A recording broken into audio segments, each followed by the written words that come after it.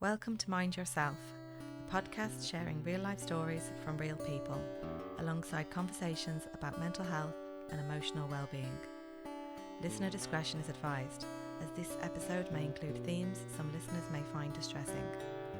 Wherever you're joining us from, whether you're walking, driving, or taking a quiet moment for yourself, you're very welcome here. Let's get started. Aine Whelan, you are very welcome to the Mind Yourself podcast. You are a movement and healing facilitator, and you've just opened your own studio in Drogheda this year. Congratulations. Thank you so much for having me. You're very welcome. Aine, for somebody who is maybe not familiar with what a movement and healing facilitator is, can you tell us a little bit about who you are, what your work is, what you do? I think I have it as movement and healing because it's so broad. So there's no point to me saying I'm a yoga teacher, I do Pilates, because the list just continues. So I started out as a dance teacher for about 10 plus years, added to that, added yoga, added Pilates, reformer Pilates, and then I do energy work. So I don't tend to call it Reiki anymore. I teach Reiki, but I don't necessarily practice it that way. So I do Egyptian healing, I do Reiki healing, I'm a Kambo practitioner as well, and I'm still on my road to the past life regressions. So I think it's just easier to say movement and healing, but that's what I do. So for somebody like me who doesn't really understand spirituality, how would you describe spirituality? And was there a particular point in your life that moved you in that direction? Yes, 100%. I think spirituality, to be honest, is a looser term. I think it makes people feel more comfortable with connecting to whatever the highest capacity is that you believe in. So for some it's religion, for some it's quote unquote the universe. I just think spirituality, it gives you an extra concept outside of yourself. And I think it can be as fluid as you want it to be. I don't think it needs to be concrete in anything. And that's why I'd be more led towards highlighting spirituality, because there's so much trauma in this country in regards to the Catholic Church that I think it's turned people off. From being someone that was completely atheist, I definitely have felt a shift in my life when I did start to connect back in. I definitely think it's for the greatest good, and regardless of anybody listening to this, if you're not drawn to God, that's okay, but there is definitely something outside of yourself that you need to explore. I think it gives you a more well-rounded view of life, and I think it helps to take things away from feeling so personable all the time, that things are happening to me or why me. That's what I like about spirituality. I think it's helped shift the narrative of why me to it's happening for me, even if it's negative, that there's always a different path. Whereas prior to that, I was just, what's the point? This was kind of the energy, and I was a teenager, but it was actually plant medicines that opened me back up to spirituality. Prior to that, I'd been like, there's no God, there's nothing, don't believe in anything, don't talk to me about it. Whereas now I'm the complete opposite. I would sit and talk about it all day to anybody. Were there specific experiences in your own personal life or that happened that kind of brought you in this direction, or was it connections that you made with other people that kind of opened your curiosity, or how did you go from being an atheist teenager to somebody who now practices spirituality and spreads that message to other people? I think I'm quite lucky in a sense that I've been surrounded by it with my grandmother. My grandmother, I talk about her all the time to anybody. My grandmother was a healer. Her great grandmother was a healer. My great auntie was a healer. So I was always around it. I just rejected it. And my nanny always said, you'll always come back to it. You'll come back to God. I was like, no, me? No, don't even want to make me confirmation. You're all making me do this. But I went and done ayahuasca when I was about 22, and it just completely changed my life. I think prior to doing that, there was a lot of synchronicities, and there were certain things that would come up for me that you'd kind of just fob it off as a synchronicity, or what are the chances of, whereas the more I strengthened my belief system, the more I kind of solidified, actually, this isn't me. It's not coming from me. I don't know that. That's being placed, or I've had a dream about it, or I'm having visions, or I'm speaking to a spirit. It's not me. How could it possibly be me? But it was definitely ayahuasca that done that. I've done it a few times. I've done 6 ceremonies, but there was, my second ceremony was the pivotal point. For anybody who's not familiar with ayahuasca, or who maybe has heard of it but doesn't really understand it, how would you explain it to somebody who doesn't know about it? So ayahuasca is a plant medicine. That's primarily drank in South America. You can get it everywhere now because it's becoming, a, quote unquote, a little bit more mainstream, a little bit more accepted. But it is two plants mixed together. So you're using like an Aine vine. These have to be matured roughly between 15 years plus. They're huge, big vines that they'll chop down in the Amazon, and they mix it with DMT. So that with another plant will create the DMT substance. If you do DMT on its own, that's lasting about 15 to 20 minutes. There's an idea of it being a blast off type drug, let's say. Whereas ayahuasca is used completely medicinally. So this is giving you hallucinations, but you have to come to the plant with respect. If you don't, your experience is going to be completely different. So you have to eat vegan. You're coming away from all medications. You have to abstain from sex. You can't take any kind of pain relief, nothing. So you're very, very clean going into this. And if you don't, so she's a feminine spirit, she'll very much humble you, and she'll bring you through stuff to make you understand why you need to come to a spirit with respect.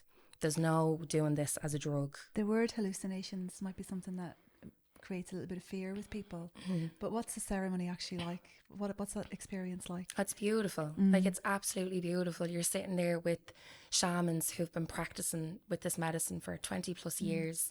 They sing Icaros, which are their protective songs. So they're singing to actually encompass the space and protection. It's a certain vibration that they sing with and certain music that they'll use. So we're sitting there. They'll open the space. We go up, we get a little cup of ayahuasca, and you go back and you sit down in your little bunk or wherever you've been placed, and you have a bucket beside you. So it's a purgative medicine as well. Not everybody purges. I think it depends on what you're holding and what you need to actually get. From what I've seen in different ceremonies, the people that have addiction tend to be the ones that don't purge. My personal belief is because their body needs the medicine. Whereas someone like me, I'm going to release stuff. My head is in a bucket for quite a long time. It's not always physical purging, it can be energetic. So with the hallucinations, I always just trust that I'm going to be shown exactly what it is that I need to see.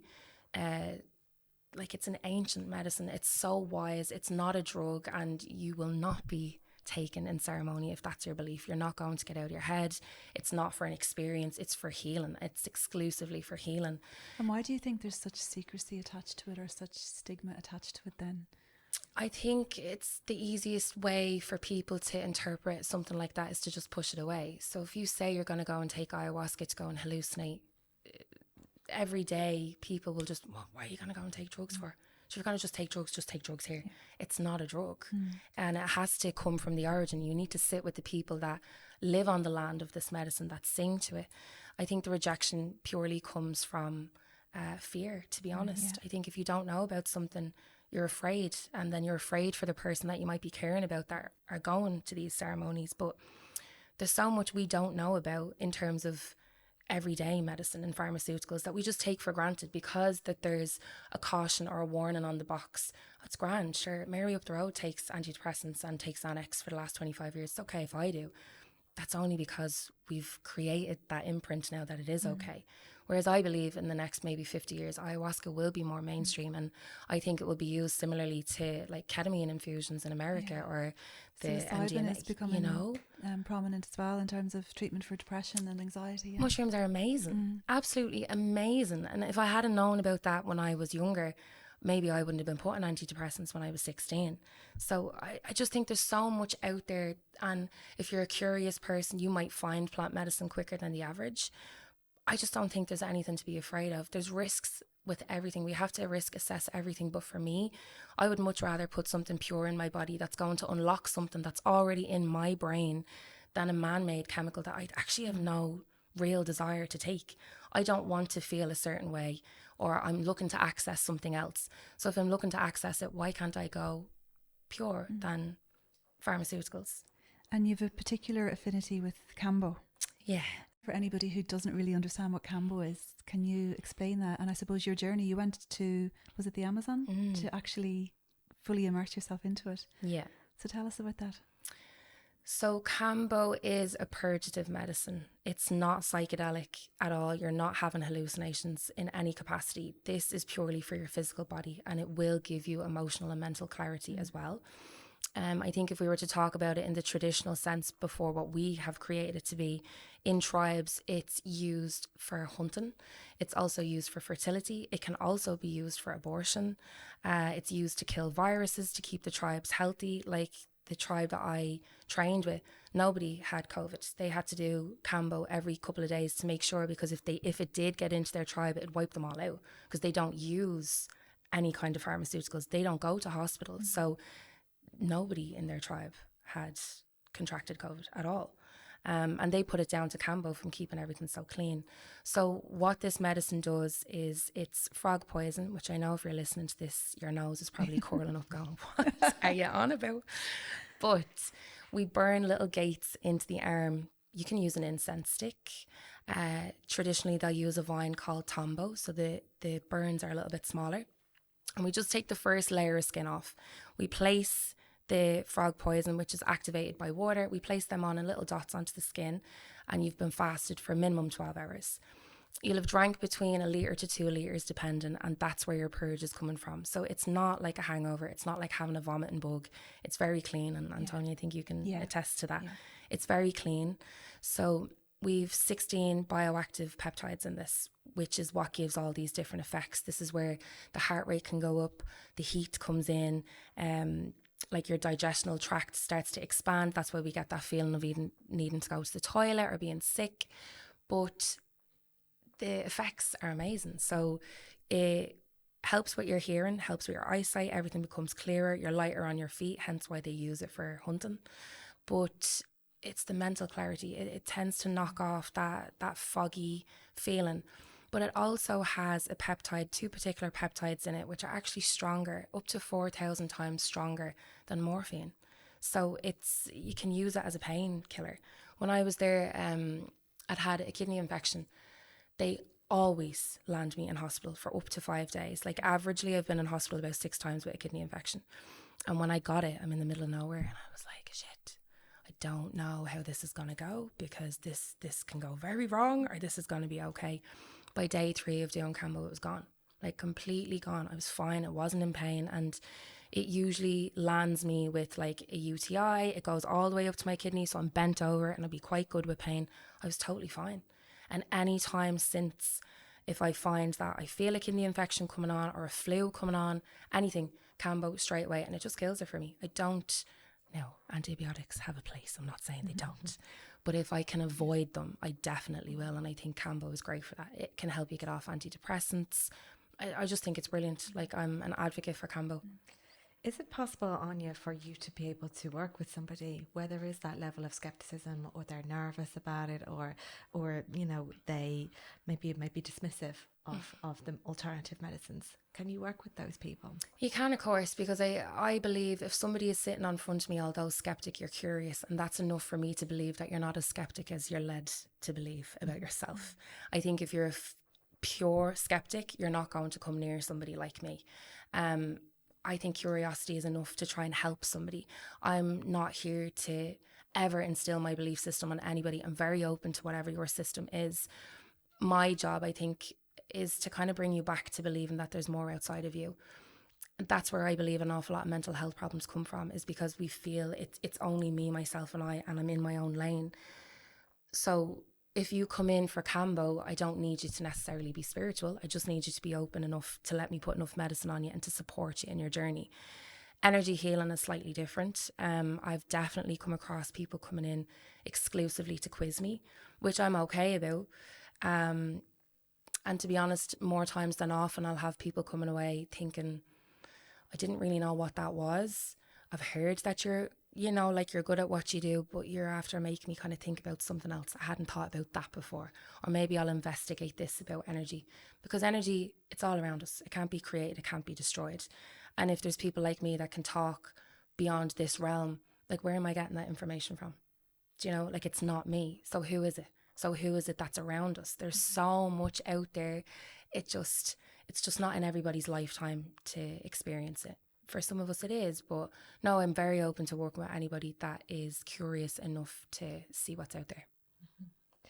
And, you know, that responsibility that comes with being a healing practitioner, how do you manage that sense of responsibility? That's a good question. In short, like, I know it's, how do I say this? I think for anybody that's doing this line of work, I think to keep your ego in check would be number one.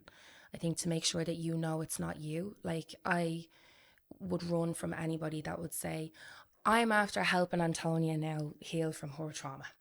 I'm after doing, like, you haven't done anything. You've just given that person the key back to themselves. So for me, it's keeping my ego in check and making sure I'm extremely grounded when I'm working. If I feel flighty, I will reschedule my client, which again, I'm not working in the mainstream side of life. That might really annoy people. I'm okay with that because my best work is done when I'm grounded, and I would never ever sit with you if I wasn't like that. And I know that there's like some mediums get very bad raps for cancelling and rescheduling. I think if you do this line of work, you'll understand how much it pulls from you. I can't work with any more than 2 energy healings a day, or I'm in bed for the day. Sometimes it's 1. I've had to cancel all my classes in the evening. There's a couple of times that's happened. It's imperative to mind your own energy, to eat well, to sleep, to make sure that you're partaking in the advice that you're giving your clients. So there's no point in me saying to someone, don't burn yourself out at both ends, a job's not worth that. And then I'm taking 6 clients on and I haven't eaten all day and I can't even think straight. So I would say definitely ego checking and making sure that I'm partaking in self-care practices for sure. Anya, anybody who's experienced a spiritual awakening or works with energy will understand the intensity of it. And being on that kind of a journey can feel very lonely at times, can't it? There's this perception that, you know, spirituality and healing is all kind of love and light and kind of airy fairy, but there's a really dark side to it, isn't there? The shadow side. Did you experience that? Or hugely. Yeah, hugely. I think, and it's something I sign my emails off with love and light. And I remember someone saying to me before, like, spirituality isn't love and light. But I actually deliberately say it because to me, I've lived in the shadows, and it's not spirituality. It's not for the faint-hearted. You're going through a process of trying to let go of certain self-beliefs, of trying to fit in with society to come back to being who you are in your most pure self. And it is lonely because you're going to have friends that you grew up with that know you to be a particular way. So you might have been, you know, the class clown, the party girl, the rough one, the whatever, fill in the blank. And then when you start to come back to this spiritual side, people are going to reject you. And they can be people from your closest circle. They can be your family members. That's lonely. Or you're not being rejected, but you also don't have an awful lot of spaces that you can speak about this. Speak about this type of stuff too, because it does sound a little bit wild, you know. do you find that you're defending it a lot of the time, or that you feel judged or criticised by people who don't understand it? To be honest with you, I feel I've been very lucky in that regard. I don't feel like I need to defend it. I think I'm just like that as a person, though. You either get me or you don't. But to be honest, I had a conversation very recently. I definitely feel for people that are going through a spiritual awakening later in life. I went through mine in like my late teens, early 20s. So I feel like I'm now known as a hippie. Do you know? Like, that's just what people take me as. Whereas whatever about my teenage years. But if you're older and you're a mother or a grandmother and you're starting to adapt and change, I feel like there's definitely more judgment that's going to come with that. Because people can't let go of the identity that you once had, although you can let go of it. But to me, again, that's just a mirror effect of who you're sitting in front of. You're opening a gate of something that they need to look at within themselves, which is in turn part of spirituality. And how do you manage to kind of ground yourself or keep yourself anchored then, when this is not just your own personal way of living, but it's also the work that you've chosen to do or being led to do? I spend a lot of time alone, an awful lot of time by myself and with my dog and in fields and walking. A lot of it. That's how I'd stay grounded. And I'd walk. I love walking when the world is asleep, whether it's at like silly o'clock in the morning or silly o'clock at night. I love that. That keeps me so grounded. And coming away from my phone in terms, in all capacities, like without music, without podcasts, just being still. I need that deeply to stay grounded. Otherwise, there's too much noise, you know, with running a business and caring for people, and there's just too much. You can be very easily overstimulated, can't you, when you're constantly holding space and energy for other people? Yeah, big time. You mentioned your business there, and you started working for yourself at 22. What did that teach you about independence, and what were some of the challenges of being self-employed at 22? Challenges. It's you, yourself, and I at the end of the day having staff meetings in the car by yourself. I enjoy working for myself. I don't think I could ever work for anyone again. But since opening a premises this year, it's definitely given me more insight. I thought I was running a business before. I'm like, oh girl, that was a little holiday before having a premises. And well done, because we've done it. But there were two of us at least to kind of share the load. You've done it completely on your own. And I followed your journey from setup to where you are now, and it's incredible what you've achieved. But same for the both of you. And your place is huge and it's beautiful, but it's difficult. It's really hard, and like, I don't know how to screw a nail into a wall. I do now, but I didn't. You know, I didn't know how to put masking tape on the skirting boards. All these little silly things that I'm not saying it's not my job, but I was always in my own lane of movement and healing. So trying to have a space and then really sit down and take note of my receipts from my accountant, who's definitely not my best friend right now. That's the soul destroying stuff, isn't it? All the business side of stuff that you're not naturally inclined towards. Exactly. But I think the working for yourself challenges, it's if I forget something, I can't ring anyone to come and help me, you know, or if I'm going out and I'm doing work in Dublin and I'm after forgetting a cable, like it's all on me. I can't blame anyone. I can't say, you know, I had a little apprentice and just half kind of put me hair behind my ear and pretend. It's me. If I fuck up, it's on me.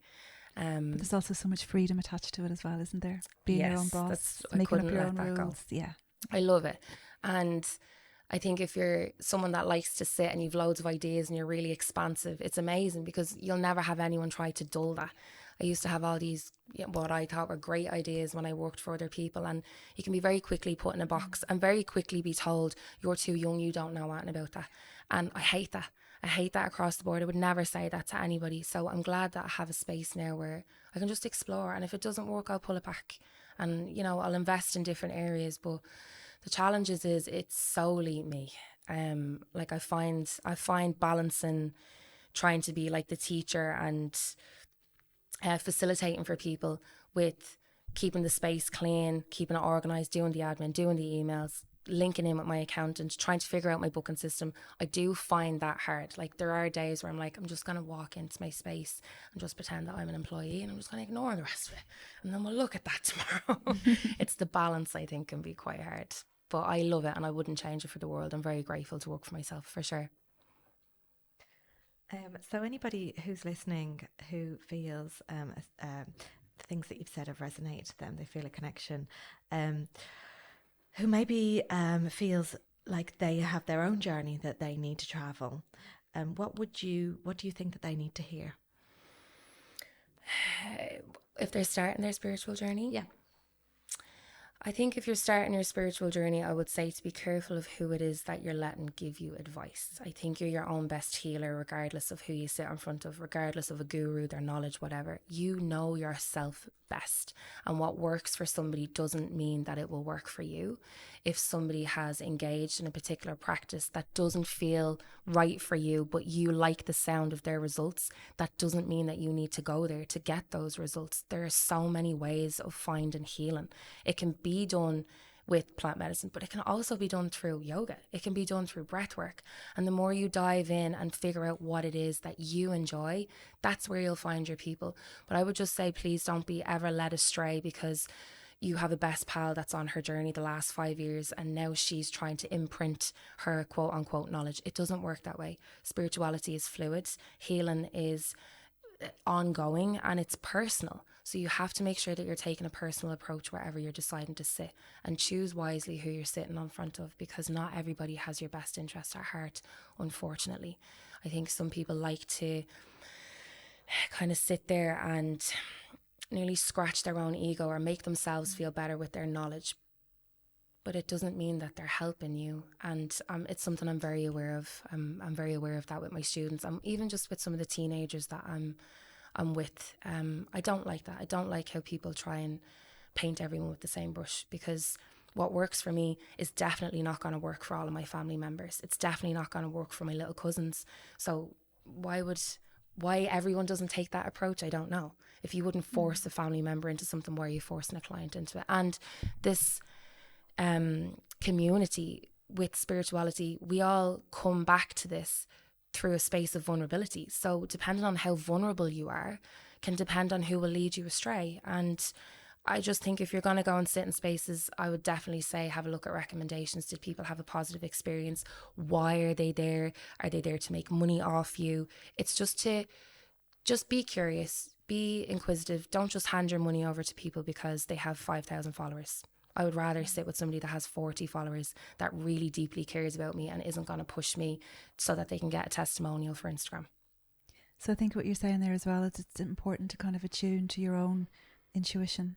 Yeah. Follow your gut. Yeah. If something feels off, even if you go and sit in a space that you've paid for, if you sit down and something feels off, it's off. You don't need to explain it to anybody else in the room. You are allowed to leave. You're an adult. You're not sitting there putting your hand up in primary school asking to go to the toilet. You're in charge. You're in charge and you can leave. And that's something. I went on a mushroom ceremony in Scotland and I sat down and it was off. It was off from the jump, and I really wanted to go home, and I was going, maybe there's resistance there, maybe I'll explore this. I should have went home. Now, nothing sinister happened. The woman was nice. It was nothing like that, but I shouldn't have been there, and I knew it from the second I walked in. And that's a lesson that I'll take with me throughout, because it was the same when I was in Peru. Like I had an option of drinking ayahuasca with this beautiful shaman who was like 92, and he was beautiful, he was great, we had people translating for us, but I knew I wasn't meant to drink with him. And I think only for I had that mushroom experience, I just said, you know what, I'm not going to do this. And I was right, because they were a Shipibo tribe, which is a Brazilian tribe. They have different rules when you're drinking ayahuasca, so you have to sit up completely straight. They don't allow you to lie down. Nobody is allowed to touch you. So if you're having a really difficult experience, there is nobody there to support you, which I'd be okay with because I've done it a few times. I don't really need anybody to speak to me. But there were girls there that had never drank, and I could hear them from my tombo, my little hut. I could hear them in pain, like purging, and there was no one to help bring them out of it. If I was there, I would have been the person kind of bringing them. So I knew I wasn't meant to be in that space, but it's from trial and error. So if something is coming up in your gut, it's your body trying to protect you. Your brain, your gut is your first brain. If you get that sick feeling, leave. It's a full sentence, just leave, full stop. Aine, your story is inspirational, and the work you do is incredible.